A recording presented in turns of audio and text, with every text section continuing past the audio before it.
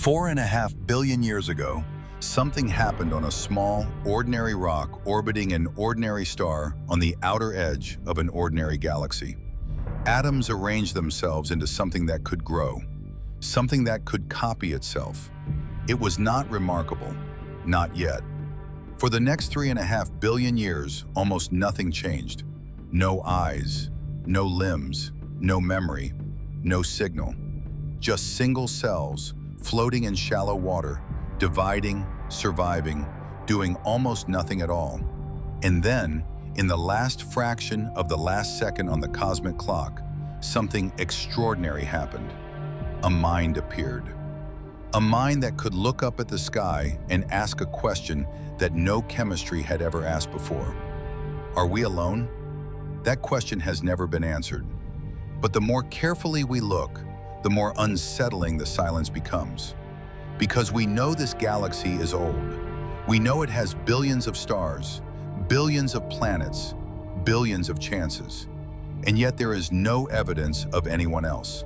No signals, no megastructures, no footprints in the dust of other worlds. Nothing. For a long time, the most frightening explanation was that something was waiting for us. A wall ahead. A trap every civilization eventually falls into. But there is another possibility, one that is harder to dismiss. What if the most dangerous part is not ahead of us? What if it is already behind us? And what if this silence is not a warning about where civilizations end, but evidence of how rarely they begin? In the previous episode, we stood inside a galaxy that should have been loud. A galaxy 13 billion years old, with hundreds of billions of stars, with enough time for intelligence to have risen and colonized entire spiral arms.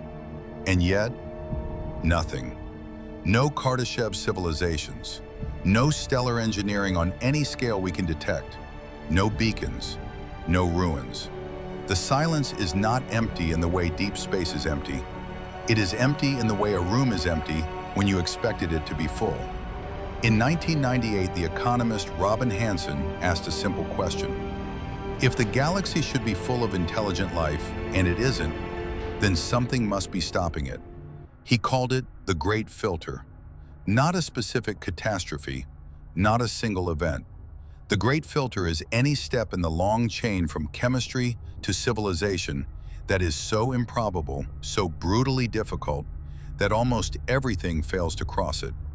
It could be one step, it could be several, but if it exists, and the silence suggests it does, then most worlds that have ever formed have never produced anything that could look back at the stars and wonder why they are alone.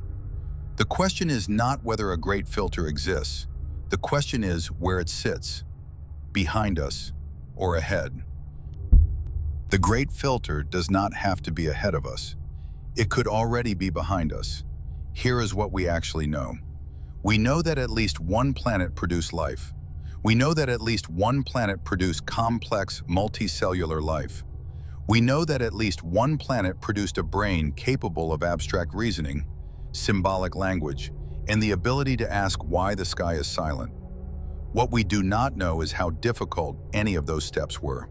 We have exactly one data point, one world, one chain of events. And the danger of one data point is that it feels like evidence of the general when it may only be evidence of the possible. Consider the alternative.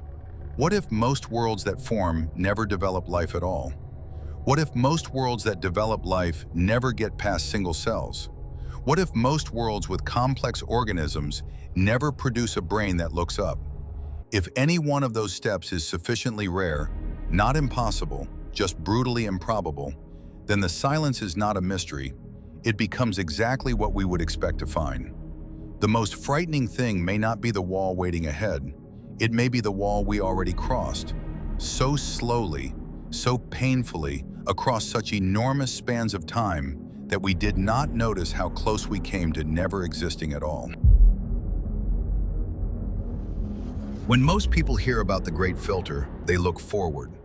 They imagine it as something ahead, a threshold every civilization eventually reaches and almost none survive. The logic is simple, and it is terrifying. Every civilization that becomes powerful enough eventually builds weapons capable of ending itself. Nuclear weapons, engineered pathogens, AI systems that outgrow the intentions of the minds that created them, technologies that amplify what biology is capable of wanting, and biology has always been capable of wanting destruction. In this version, the silence makes a cold kind of sense. Civilizations rise, they reach a critical point, and then they go quiet. Not because they left, but because they stopped existing. This explanation feels true because we have already seen the beginning of it. We have already built the weapons. We have already seen what a species will do to itself when fear and power and short time horizons converge. If the great filter is ahead of us, the galaxy is a graveyard of ambitions. Worlds that came close, minds that almost made it, and then nothing. It is the most common version of this fear, and it is not wrong to feel it, but it may be answering the wrong question. Because there is a version of the filter that does not require anyone to die, a version where the failure happens much earlier, before the weapons, before the cities, before the first mind ever opened its eyes. Life appeared on Earth early. By some estimates, within a few 100 million years of the planet becoming stable enough to support it. This once seemed like good news. If life appeared quickly here, perhaps it appears quickly everywhere. But then time passed, and very little else happened. For roughly 2 billion years, almost half the age of Earth, life on this planet consisted almost entirely of single-celled organisms. No eyes, no hearts, no nervous systems, just chemistry repeating itself across ocean floors while the sky above stayed silent and unchanged. Then, approximately 1.8 billion years ago, something happened that we still do not fully understand. A simple cell absorbed another cell, and instead of destroying it, it kept it. The absorbed cell eventually became what we now call the mitochondrion. The result was the eukaryotic cell, a cell with a nucleus, with internal compartments, with the architecture that makes complexity possible. This event may have happened only once in 4 billion years of life on Earth. Once, in 4 billion years. After that, multicellular life took another billion years to emerge. Animals took another few 100 million years after that. Brains capable of language and abstraction appeared so recently that if Earth's entire history were compressed into a single day, Homo sapiens would appear in the last 2 seconds before midnight. The physicist Andrew Watson and others have studied this timing in detail and propose what they call the hard steps model. The argument is straightforward. If any step in the sequence from simple life to intelligent life is sufficiently improbable, then evolution will spend an enormous amount of time failing to cross it. The time spent failing will dwarf the time available. Most planets will never complete the sequence. Most planets will stop at bacteria or at the threshold before complex cells, or at the edge of what biology can produce before the star that feeds them grows too hot and makes everything impossible. The eukaryotic cell is the most cited candidate for the hardest step. The fusion that produced it seems to have happened once. Only once in the history of all life on Earth, the most productive biosphere we know of. If it happened only once here, how often does it happen elsewhere? The answer, the data suggests, is rarely, perhaps almost never. Life may be common, biology may be a natural consequence of chemistry, but the road from the first cell to the first civilization, that road may be so narrow, so long, so brutally unlikely to be completed that most worlds with life will never produce a mind capable of asking if anyone else exists. If the hard steps are behind us, then perhaps the silence finally makes sense. Not because civilizations die, but because they almost never begin. For a moment, this might feel like relief. If the filter is behind us, we are not walking toward a cliff. We have already crossed the most dangerous terrain. We survive what most worlds did not. Hold that thought, because it does not last. If the great filter is behind us, if intelligence is so rare that a galaxy of hundreds of billions of stars has produced almost none of it, then the question that follows is the one that should keep you awake at night. Not, where is everyone? But, why do we assume intelligence was supposed to happen? We have spent centuries imagining the universe as a place full of minds, full of civilizations at different stages, full of species looking up at their own skies and asking their own versions of our question. But what if that picture is wrong? What if intelligence is not a destination that evolution tends toward, but an accident that nearly did not happen, on a world that nearly did not form, around a star that could have died before biology got started? The silence of the galaxy would then not be a mystery requiring explanation. It would be the expected state of a universe where the emergence of minds is so improbable that billions of years of cosmic history can pass in the absence of a single thought. The question has shifted. It is no longer where is everyone, it is whether intelligence was ever a likely outcome of existence at all. If the great filter is behind us, we are supposed to feel better. That is the natural response. We made it. The hardest part is done. Whatever stopped the others, it did not stop us. But stand inside that relief for a moment and feel what it actually contains. A galaxy with hundreds of billions of stars, 13 billion years of time, and across all of that, across every world that formed with liquid water, every ocean that chemistry ever touched, almost no intelligence emerged. Not because they were destroyed, not because they made weapons or failed their civilizational tests, but because the steps required to produce a mind were so unlikely that the universe ground through billions of years of biology without completing them. Most worlds with life never got past single cells. Most worlds that did never produced animals. Most worlds that produced animals never produced a brain that turned its attention upward. And we, against all of that weight, against all of those near misses embedded in billions of years of slow chemistry, we made it.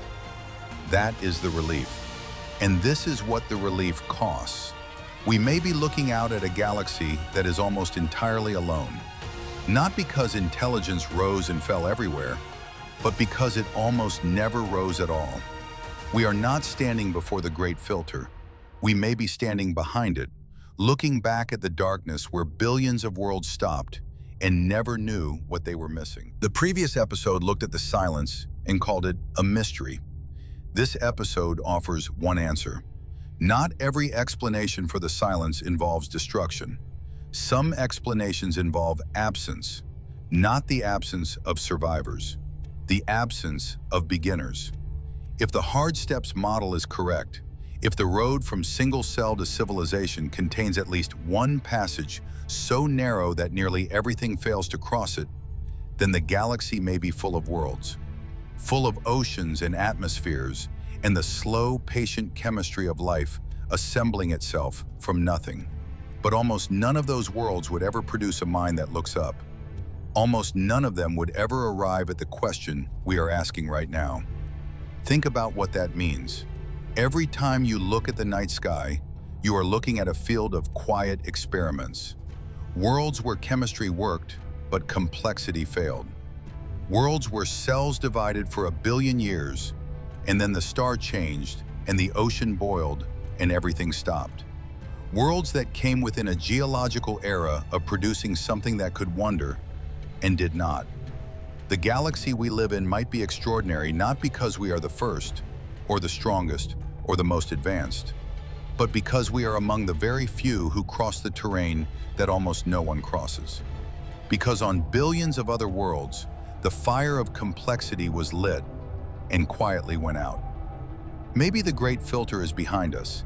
Maybe what made us human, the slow, improbable cascade from chemistry to cell to animal to mind, was the hardest thing the universe has ever produced.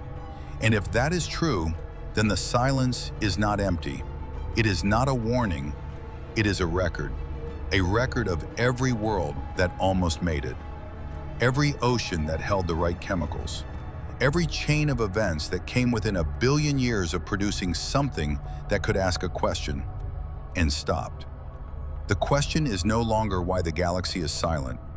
The question is this: if intelligence is this rare, if consciousness itself is the most unlikely outcome of 13 billion years of matter arranging itself, what does that make the fact that we are here?